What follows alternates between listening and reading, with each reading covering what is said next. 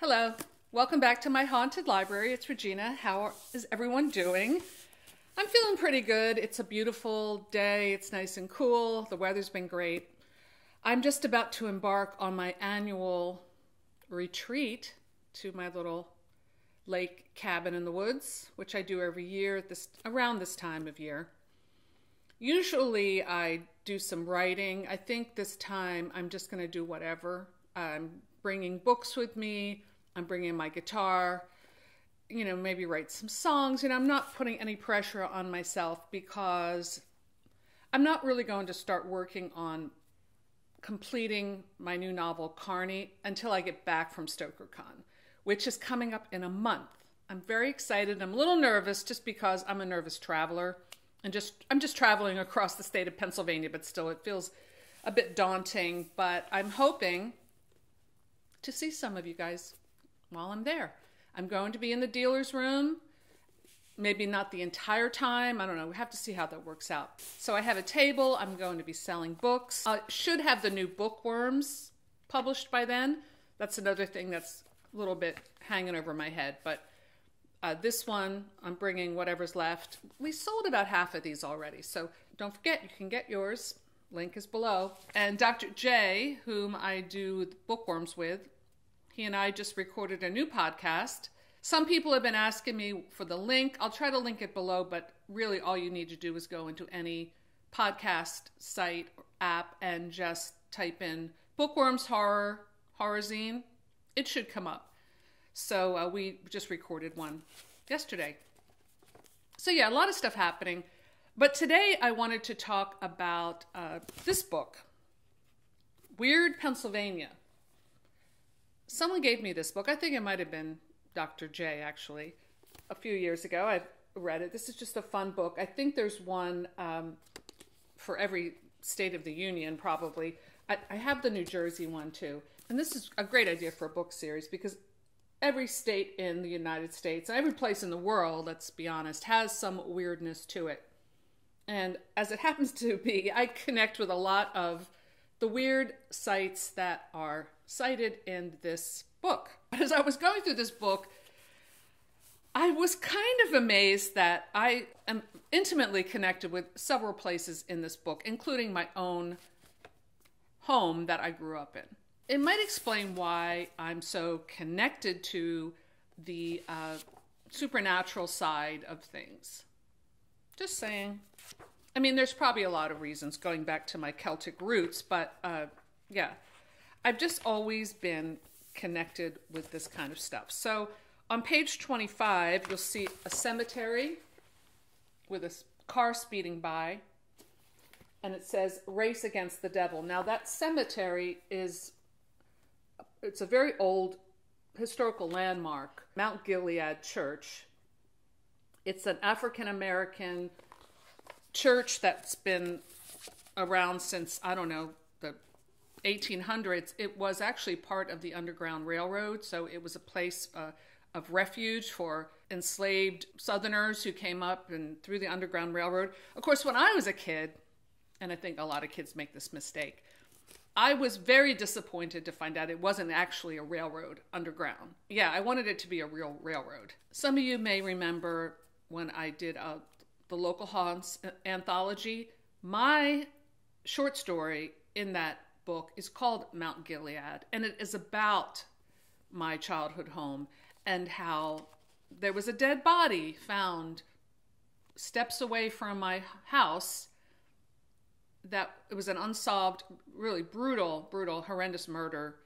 And I wrote about that in a fictionalized way in that short story. When that body was found, there was all kinds of rumors about occultists, and this was in the late 70s, hippies up there. And we would hear people partying up there. There were motorcycle gangs that would come through and party there, and they would leave, trash and beer bottles all around. But this myth is about racing with the devil. Now, honestly, I don't remember hearing about this when I was a kid. I was telling James the other day, and he made me laugh, but I was telling him my sisters and I did have a supernatural experience here at the graveyard where I believe I saw a ghost. I think I told that story before, and I'll tell it again maybe at Halloween, but I don't want to have this whole video be about that story. But yeah, so this is where I lived, not in the graveyard, but next to it. Okay, this place was very cool. This was not too far from where I live now. It's this mansion that would have this wonderland, this weird water park with these really high slides, like a double slide. If you have to see it to believe it, because these slides are so high and so steep, you can't imagine a kid sliding down them, which of course we always wanted to. It was a private residence, but we would drive by and would always like demand that our parents slow down. It looks like it was built probably in the 1920s, so it has that kind of exotic architecture that you see it sometimes. The Mercer Museum. The Mercer Museum now is more of an established museum. Even when I was a teenager, you could just kind of walk up and go inside, and there was this old lady who was like the caretaker, and she'd show you around, but it wasn't like a museum where you had to like buy a ticket or anything. It was like pretty cool. Midnight Mary and the Tullytown Lake. I also covered this in my Local Haunts video. I'm going to link that below because that's kind of cool. And this is also interesting because I live within a stone's throw of this historical cemetery. You may have noticed that when I do my Your Daily Lily and Your Daily Lucky at the end of my video or somewhere in my video, we often are walking through this cemetery because it's very close to my house and it has the infamous witch's chair right there, which the legend is you're supposed to sit in it at midnight and feel, on Halloween, and feel hands wrap around you. Never tried it because I'm a little scared, but maybe I'll do a live this Halloween and actually do it. I should do that. Of course, the Mutter Museum in Philadelphia, which has all kinds of bizarre oddities in it. And then, of course, there's also a few pages dedicated to Eastern State Penitentiary, which I'm intimately connected with because my uncle was a famous inmate there who escaped. That's a whole story. So just going through this, I think it's weird that I know so many of these places intimately. And finally, I also wanted to mention this place, the Rosicrucian Pyramids in Quakertown, Pennsylvania. So just last week, I visited this place and took a little video, which I will include soon. I'll cut to it in a bit, but I wanted to talk a little bit about the experience that I had there. So Quakertown is a small town, obviously founded by Pennsylvania Quakers. The stretch of road where the pyramids are is very rural. Now, there's always been like a weird kind of Illuminati rumor about this place because of the pyramids. It's part of the Rosicrucian order, which goes back way into, well, the 1600s, but even before that, according to some of the stuff that I read. Yeah, you can find something about it on Wikipedia if you're interested. And this place in Quakertown, it's its own, the whole road looks like a campus of this organization. And you can find out about it if you want to. It's soul.org. My friend, Dr. J, was like, how did they get that URL? They must have, I don't know, paid a lot of money for it or got it right away. But yes, if you want to know more about it, soul.org. So I did want to know a little more about it. So I looked at some books that I had on my shelf. I have a little section of my library that's dedicated to more like occult subjects. So I pulled out Holy Blood, Holy Grail, which I just reread recently. That had some interesting things about the Rosicrucians. There's a lot of crossover between the Rosicrucians and the Masons. And there are tons of Freemason shrines in Bucks County. There's one 2 blocks away from my house, which is a very cool old Gothic building. But yeah, Holy Blood, Holy Grail. This is a pretty good book. Secret Religions. I don't know, I've had this one for a while. David V. Barrett, Secret Religions. But the most information I got was from this book, The Secret Teachings of All Ages by Manly P. Hall. This is like an encyclopedia on the occult. Tons of information. I can't say I'm any more illuminated because this stuff is hard to comprehend. Maybe it's just me, but I did take some notes. And I think that's because it's a mystery religion. So it doesn't yield its secrets to just the average person. You have to be initiated. And that's part of the mystery, and that's also part of what's maybe a little creepy about it and kind of cool. Using the rose symbol, of course, roses symbolize a lot, is part of the secret. That the secret, not the secret, the New Age secret. Oh, and speaking of New Age, I just have to say, when I was trying to learn more about the Rosicrucians, I went on YouTube and looked up some videos. I have to say, though, when I was doing some of my research on YouTube, I did find, I'm not going to name names because I don't want anyone to put a hex on me, but there were several of these like New Age gurus that are a little bit like, just be careful. There's a lot of like weirdos out there. So part of the legend of the Rose Cross Order begins all the way back in the year 46 with an Egyptian sage and mystic named Ormus, who revealed the secret mysteries from Atlantis. Well, I love stories about Atlantis. I just got a book about Atlantis that I'm going to be reading during my retreat. So this definitely piqued my interest. It was a sect that fused the tenets of the early Christians with the teachings of other, even older mystery schools, with an identifying symbol of the red rose or red cross. In 1605, the order was founded by producing these inflammatory tracts, it says, which proclaim the existence of a secret brotherhood. The cross is the emblem of philosophic death, and the mysteries cannot achieve their end until they have caused each of their neophytes to pass victoriously through the cycle of suffering, death, and resurrection. Only to him who has found his life by losing it is the mystery comprehensible, which is probably why I'm finding it so confusing. I'm not going to pretend that I understand it intellectually because I don't, but I will express before I show my video what I felt while I was there. I did a drive-by, and I thought if I see any signs that say, no trespassing, I won't do that. I won't break the law that way. Plus, I don't want to get arrested for trespassing. And my older sister, had warned me. She said that she and a friend once stopped by and some crazy guy in a robe came screaming and chased them away. So the whole time I was a little bit apprehensive about that.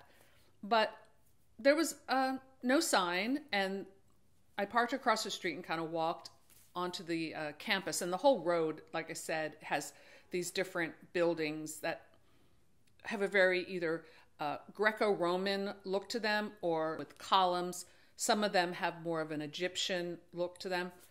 But what really drew me were the pyramids. So I walked around. I saw a guy mowing the grass, and I just waved to him. He waved back. So I thought, okay, I'm good. I just pretended like I belonged there. And it was a beautiful day, broad daylight. I wasn't scared, but I was just a little tense, like waiting for someone to tell me I had to leave. So I wandered around. There was a beautiful little chapel. I didn't go inside, but they had over the chapel door was an angel holding some kind of banner. And then down along at the bottom of this beautiful stretch of lawn, and the place was very well maintained, I could see like a gazebo with a very large white angel statue in front of a pond. But I didn't want to, that felt like I'd be walking too far into this place and no easy escape. So, and I'm not saying that they're weird or whatever. I'm saying I felt like I'm the interloper, in this place. So, although it was a little weird.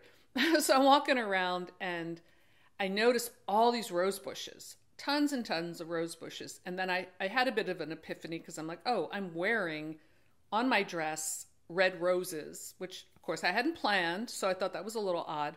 There was something about the roses that gave me a little bit of, like they weren't bloomed yet, but there was something about these just like a walled container large and just these rows and rows of roses that, okay, the Rosicrucians, I get it, the rose is their symbol, but it just felt like, oh, and the church was called the Church of Illumination, and it is open to the public.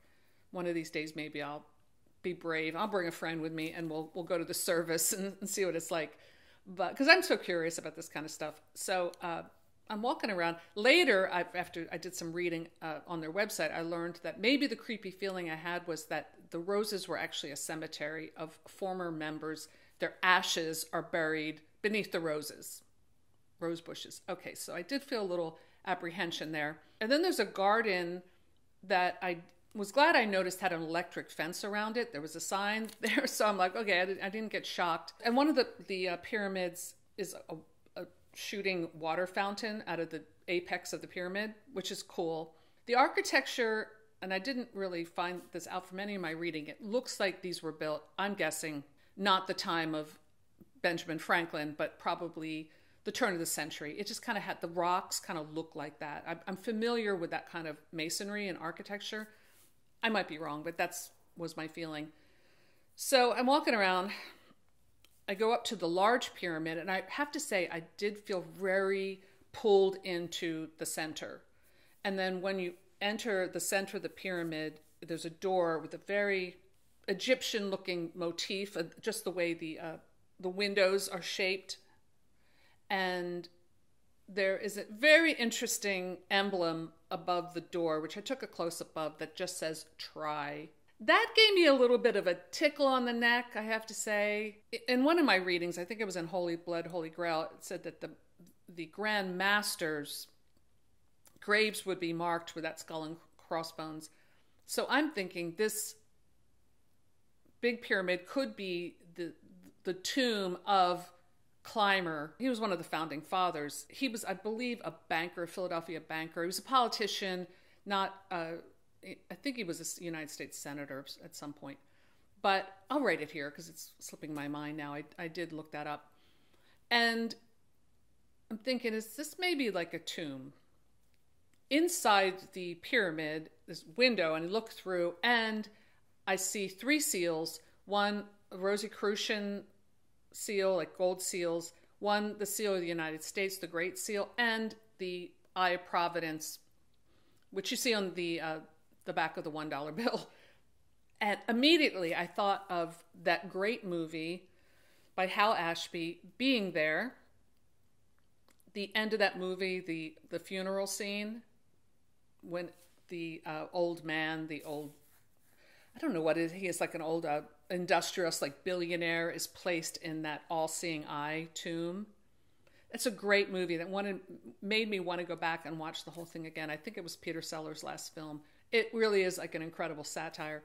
But yeah, so I felt really kind of drawn into this pyramid. And then when I saw those symbols, it had a mausoleum kind of feel to it. And I'm like, okay, start backing out. So my video is not great. It's a little shaky. It was a little apprehensive. I didn't do the best. I didn't hold the camera right at first. But anyway, you can see for yourself what I'm babbling about. And we'll cut to that right now.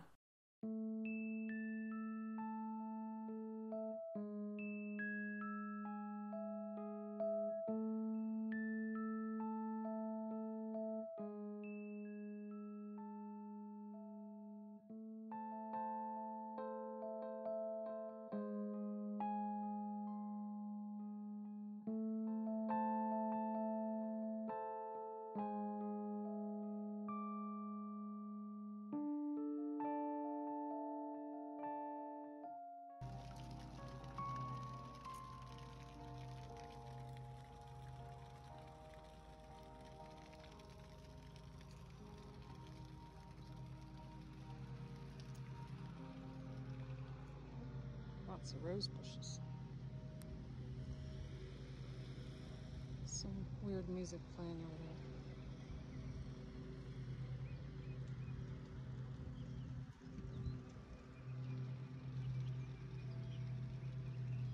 Kind of wearing roses on my dress today. Red roses. Coincidence?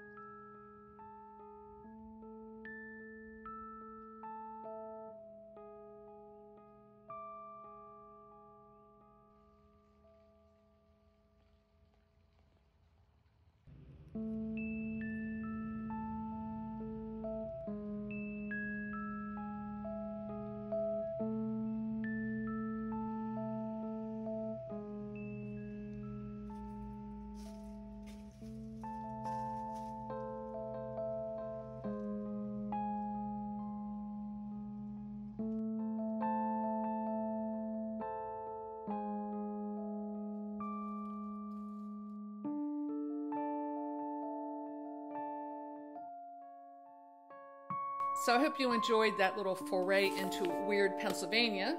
If you have any weird places around where you live, let me know in the comments below. I would love to hear your thoughts.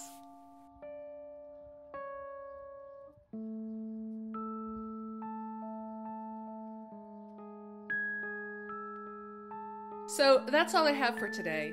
Thanks for stopping by my haunted library, and I'll see you soon. Bye!